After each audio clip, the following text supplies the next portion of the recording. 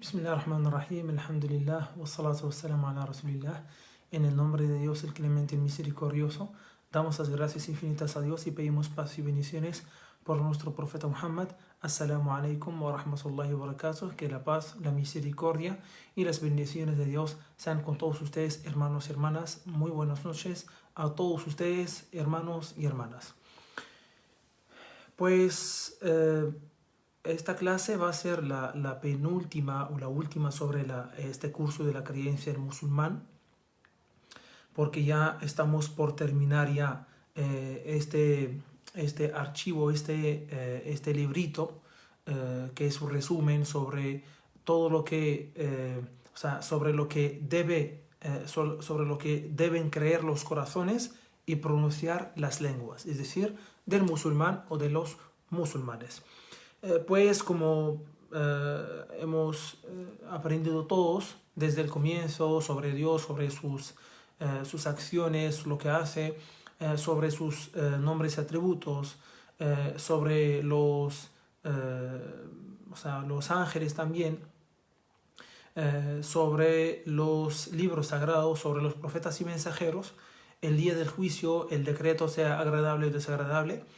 Y durante la última clase del lunes pasado, pues habíamos tratado el tema del ingreso al paraíso, el ingreso al infierno, la gente que ingresará al paraíso y la que ingresará al infierno, y es solo, como dicen los musulmanes, es solo los musulmanes ingresarán al paraíso y nadie más, o los musulmanes no entrarán al infierno, o habrá gente que no es musulmana pero sí entrará al paraíso. Eso lo hemos detallado durante la clase pasada. Para aquellos y aquellas que no han podido estar con nosotros, pueden ver la clase, que ya todas esas clases están, están registradas o están en la página. Entonces vamos a seguir ahora con lo que nos queda como parte de la fe del musulmán, como parte de la creencia del musulmán. Pues el autor dice: la fe es lo que pronuncia la lengua, lo que sinceramente cree el corazón y lo que practican los miembros. Esa es la fe. La fe, pues, hay tres miembros, o hay tres partes del cuerpo que realizan la fe.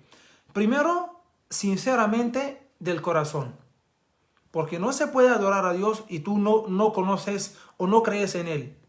No puedes adorar a Dios, o no puedes decir que yo creo en Dios, pero en tu corazón, lo dices con tu lengua, pero en tu corazón no crees. Crees en otros dioses, ¿ya?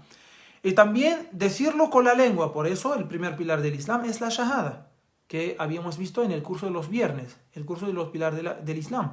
Es la shahada, que es el testimonio de fe. Toda persona que cree en los pilares de la fe que hemos aprendido, cree en Dios como único Dios que merece ser adorado y que es el único creador, dueño, poderoso, que maneja todo lo que ha creado, que da la vida, que da la muerte, que sustenta, que juzga, que da la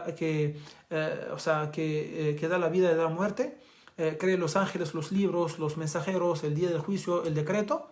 Pues para ser musulmán, ya tiene la creencia en su corazón y tiene que ser sincera, pero le falta ahora pronunciarlo con la lengua. Y después, pues, practicarlo con los miembros. No decir que yo creo en mi corazón, que yo creo en Dios. Creo que el Islam es la religión, que Dios acepta, o que Dios, es la religión verdadera. Creo en el profeta Muhammad, creo en Jesús como profeta y mensajero, creo en el Corán, pero y lo digo también con mi lengua, pero en la práctica eso no se ve. Porque creer en el Islam es hacer, es practicar, ¿ya? Hay que argumentar esa creencia, hay que traducir esa creencia en prácticas. La fe en el Islam no es algo que se guarda en el corazón y solo se queda en el corazón sin traducirlo en una realidad. Es el contrario. Hay que la fe, ¿cómo saber uno que es sincero en su fe? Es si pone en práctica esta fe o no la pone, si se ve o no se ve, ¿ya? Entonces, las tres son importantes. La fe se cree sinceramente por el corazón, se pronuncia con la lengua y se practica por los miembros del cuerpo. Por los miembros del cuerpo, por ejemplo, el rezo, pues, bueno, en general las órdenes de Dios y lo que Dios ha prohibido. También dice, la fe aumenta o disminuye, o sea, se aumenta o se disminuye en proporción a las acciones. Por lo tanto, las acciones causan el aumento o la disminución de la fe. O sea, para tener fe, que es un sentir, que es, bueno, normalmente sí, es un sentir, porque el corazón es el centro y el lugar de la fe. La fe sube y baja. Sube haciendo buenas acciones que agradan a Dios, ¿ya? Y baja cuando dejamos de hacer buenas acciones o sobre todo cuando cometemos pecados. Sí, que nos alejan de la fe, que nos alejan de Dios y que nos alejan de la religión, ¿ya? Luego dice, la declaración de fe no queda completada si no es en virtud de las acciones que la acompañan. Eso es lo que había explicado hace un rato. Ninguna palabra ni acto cuenta, sino en virtud de la intención con que se llevan a cabo. Sí, cualquier acción que hacemos depende de la intención. Depende de la intención, depende de nuestra intención. El ayuno, por ejemplo, que el ayuno de Ramadán. Si un musulmán lo hace, supongamos, con la intención de, solo bajarse de peso. En sí, esta acción no es, ante Dios no es aceptada, no es válida. Porque se hace solo para bajar de peso, o sea, no es para complacer o cumplir con una orden, con esa orden de Dios. No es para cumplir con esa orden de Dios. Entonces, eso lo que significa que depende de la intención. Aunque tú haces algo, pero solo Dios sabe tu intención. O sea, puedes estar rezando, ¿ya? Las 5 veces, pero tú solo lo estás haciendo, por ejemplo, en la mezquita, para que la gente, o sea, diga que estás rezando, o para que la gente te vea, ¿no? Tú lo haces con esa intención. Entonces, cuando cualquier buena acción en el Islam se hace, sin la intención de complacer a Dios, es una acción inválida. Es una acción inválida. Sea caridad para buscar fama o para buscar buenos comentarios de la gente, ante Dios es inválida. O sea, no se cuenta, ¿ya? Dice, las palabras, los actos y las intenciones no tienen validez a no ser que estén conformes a la sunna. Y la anterior frase que leí y esta son dos condiciones indispensables para la validez de todas las obras en el Islam. De todas las obras en el Islam. Y en esto se basa la shahada, ¿ya? La primera parte, que es atestiguar que nada ni nadie merece ser adorado, es decir, dedicar todo acto de adoración únicamente a Dios, solo para complacer a Dios. Y atestiguar que Muhammad es el mensajero de Dios, es decir, practicar ese acto, realizar ese acto acorde a las enseñanzas del profeta Muhammad, que la pasa con él. Porque él fue el último enviado de Dios. Fue quien nos enseñó en persona, ¿ya? El Islam, quien puso en práctica el Islam, ¿no? En persona. Entonces, estos son dos requisitos. Cualquier acción que se hace en el Islam debe tener esos dos requisitos, si no, queda completamente inválida.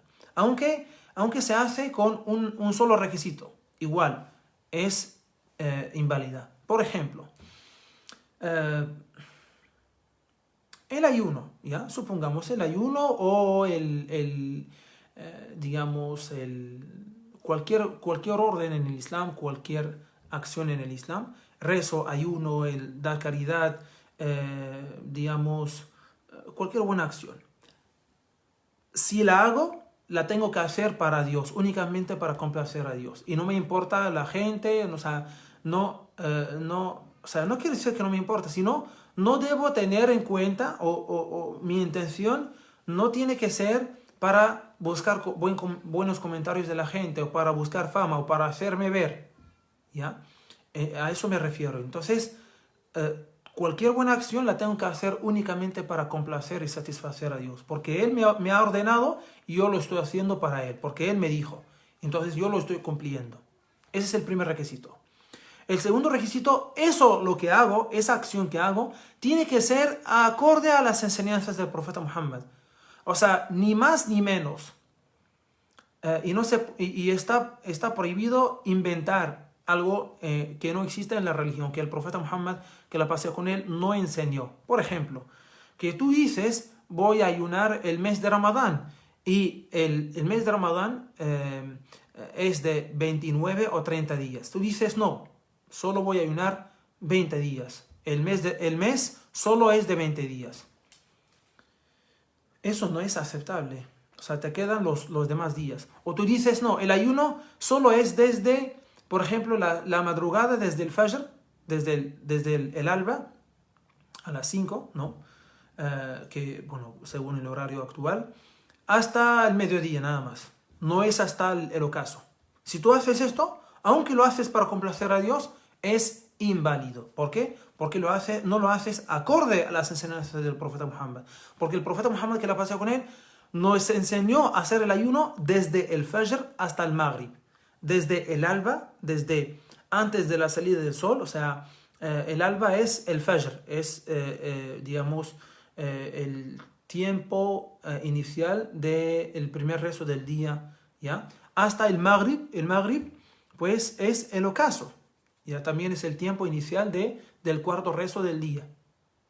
Entonces, si haces menos o si haces más, eso es una inventación, es una innovación, mejor dicho, es una innovación. Sigamos. Dice, el musulmán que transgrede no se convierte en virtud de dicha transgresión en un fiel. Sí. O sea, un musulmán, por ejemplo, que comete adulterio, fornicación o, digamos, comete un pecado, sea menor o mayor, ¿ya? Si no es idolatría, pues sigue siendo musulmán. Sigue siendo musulmán. ¿Por qué? ¿Qué es musulmán? Musulmán, principalmente, es el que cree en los pilares de la fe. Tiene la creencia del musulmán, mantiene la creencia de los musulmanes, que cree en Dios como único, que merece ser adorado, que es el único creador de todo cuanto existe, el que tiene completamente los atributos de la perfección, que da la vida, da la muerte, sustenta, cree los ángeles, los libros, los mensajeros, el día del juicio, el decreto, tal como habíamos explicado, ¿no? O sea, aunque cometa un pecado, eso no anula su fe. Eso no anula su fe. Pero si comete idolatría mayor, como habíamos visto en el curso del año pasado, sí anula su fe. Por ejemplo, si el musulmán se inclina ante una estatua, una imagen, o pide algo a alguien que solo Dios puede dar. Por ejemplo, pide perdón de pecados a una persona o a una imagen, una estatua, una piedra, un objeto, cual sea, creyendo que él puede o que él tiene algo de divinidad, entonces eso sí anula completamente su fe. Y aún tiene la oportunidad para volver al Islam, ya que Dios es el más misericordioso. Si uno llega hasta cometer ese pecado gravísimo que es la idolatría, tiene todavía, como está con vida, tiene todavía la oportunidad de volver al Islam. Entonces, ¿cómo? Tiene que hacer nuevamente la shahada, el testimonio de fe, y arrepentirse y tratar de hacer buenas acciones para cubrir o para tapar las malas acciones o ese pecado gravísimo que ha cometido.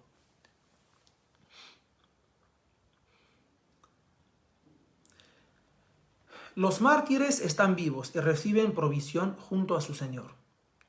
Los mártires en el Islam son aquellos, principalmente, aquellos que mueren o sea,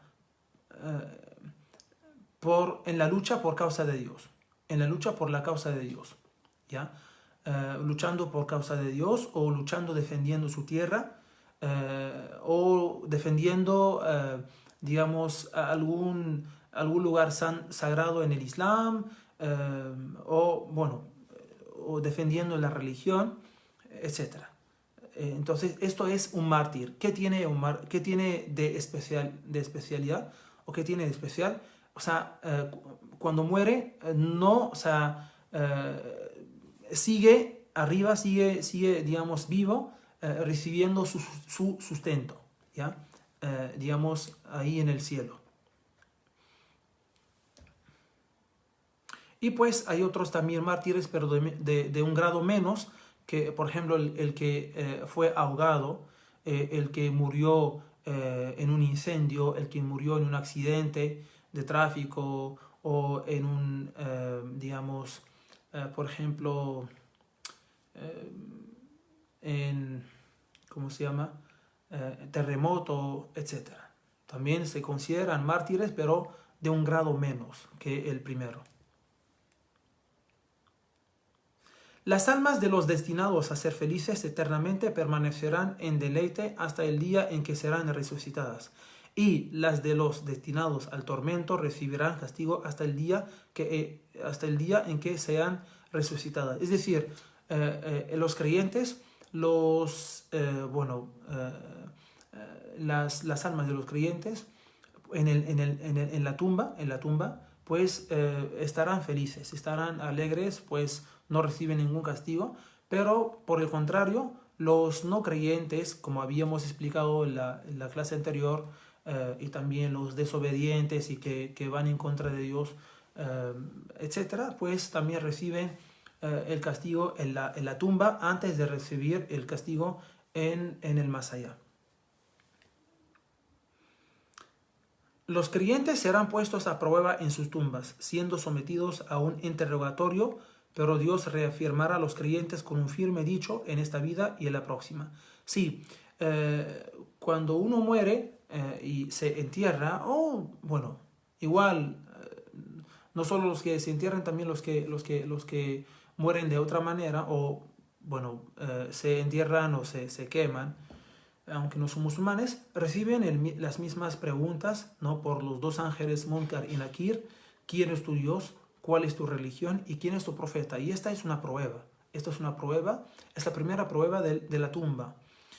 Pues si se responde correctamente a estas preguntas, y no todas las personas pueden responder a esas preguntas, solo las que han estado en esta vida siempre cerca de Dios y con Dios, entonces Dios reafirma sus corazones o los reafirma en este momento. Y los que no, pues no podrán o no sabrán qué responder, porque en esta vida no han estado con Dios y lo suficientemente. Y pues eso será para él un mal resultado, Todas las criaturas tienen dos ángeles, guardianes, cuya misión es la de registrar todas sus acciones, sin que nada de ello escape al conocimiento de su Señor. Todo ser humano tiene un ángel, tiene dos ángeles. Tiene dos ángeles guardianes, tiene dos ángeles, ¿ya? Uno que registra sus buenas acciones y el otro registra sus malas acciones. Así que nada se esconde. A pesar de eso, aunque no registran, Dios sabe exactamente lo que hace cada uno de nosotros, ¿ya? Entonces, y los ángeles también llevan informes, o sea, todos sus días, lunes y jueves, también mensual, anual, ¿ya? A Dios, aunque Dios ya sabe exactamente lo que hacen los seres humanos. Que el ángel de la muerte toma las almas con permiso de su Señor. Sí. ¿Cómo uno muere? Todo ser humano tiene cuerpo y alma, ¿no? Entonces, hay un ángel que se llama Malakul Maut, el ángel de la muerte, así se llama. Pues que toma las almas de la gente, las personas, cuando llega su hora, con el permiso de Dios. con el permiso de Dios, ¿ya? También en eso creemos los musulmanes.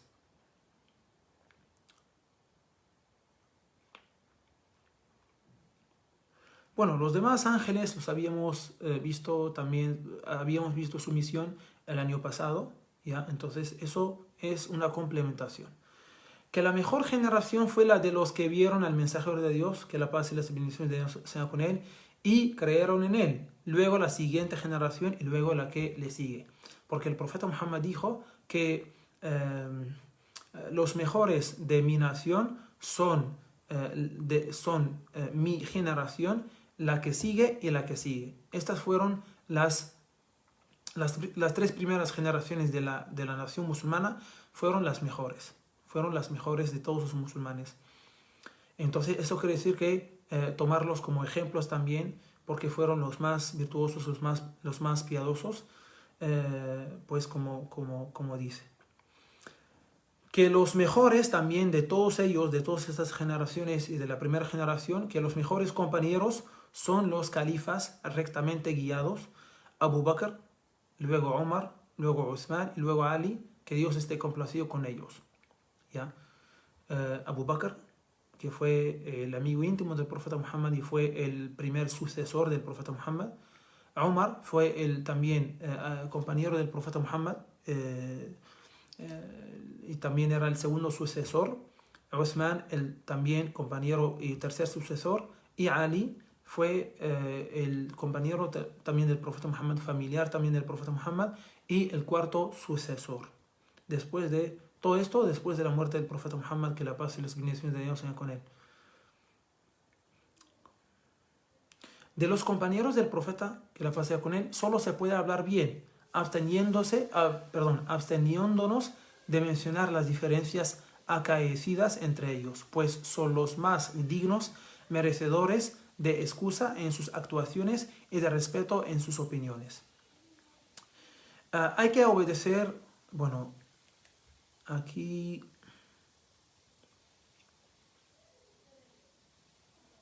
sí, hay que evitar las disputas y las controversias en materia de religión y abstenerse de las innovaciones de los innovadores.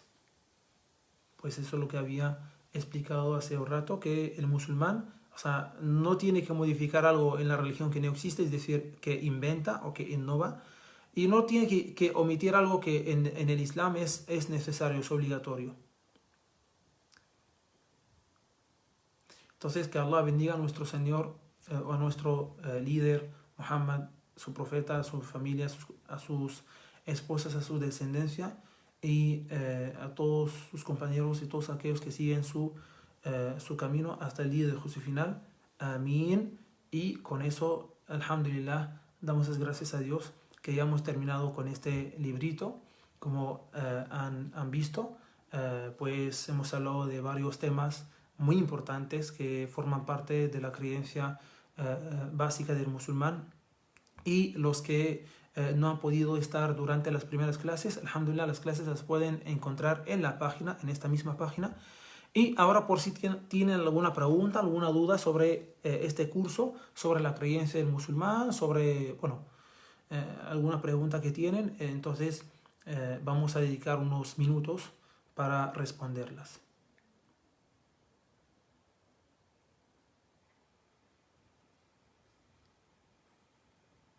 También el que, y la que, alhamdulillah, desean pertenecer al Islam, alhamdulillah, damos la bienvenida a todas las personas, pues ya saben más o menos cómo es el Islam.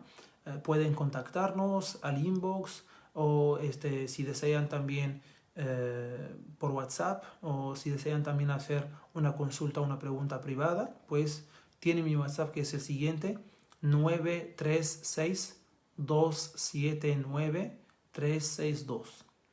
936-279-362.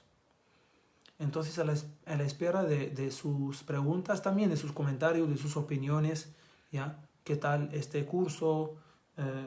Todo, cualquier comentario, cualquier opinión sea bienvenida.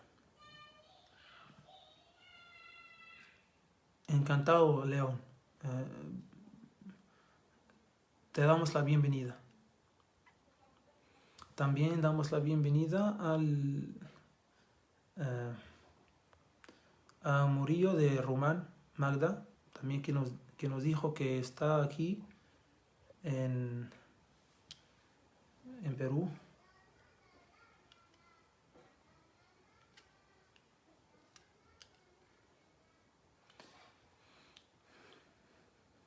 Entonces, inshallah, voy a ver, inshallah, o sea, qué podemos seguir aprendiendo los días lunes. Eh, sí, Olga, gracias, León. Sí, aquí, Olga María Páez, aquí en la página encontrará un curso que habíamos hecho el año pasado sobre los pilares de la fe. Y además también este curso que hicimos en este año hasta el momento, pues también que habla profundamente o que trata profundamente la creencia del musulmán. Entonces recomendamos ver estos dos cursos, después ver el curso de los pilares del Islam que tiene que ver con la práctica. Y cualquier consulta, cualquier pregunta, estamos a la disposición, sea al inbox o por WhatsApp. Recuerden que también los viernes, impartimos clases sobre los pilares del Islam. Ya hemos terminado con el primer pilar del Islam, que es la Shahada, el significado, las condiciones de este pilar.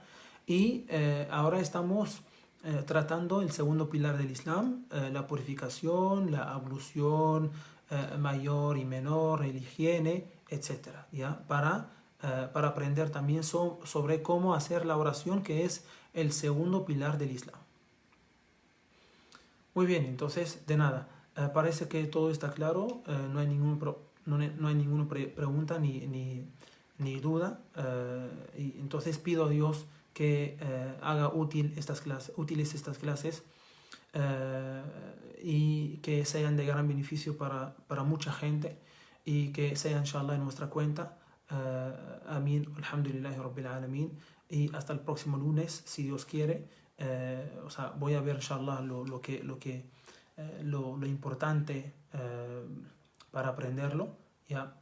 Amén, alhamdulillahi rabbil alamin. Assalamu alaikum wa rahmatullahi wa barakatuh. Que la paz, la misericordia y las bendiciones de Dios sean con todos ustedes, hermanos y hermanas, que tengan una buena noche.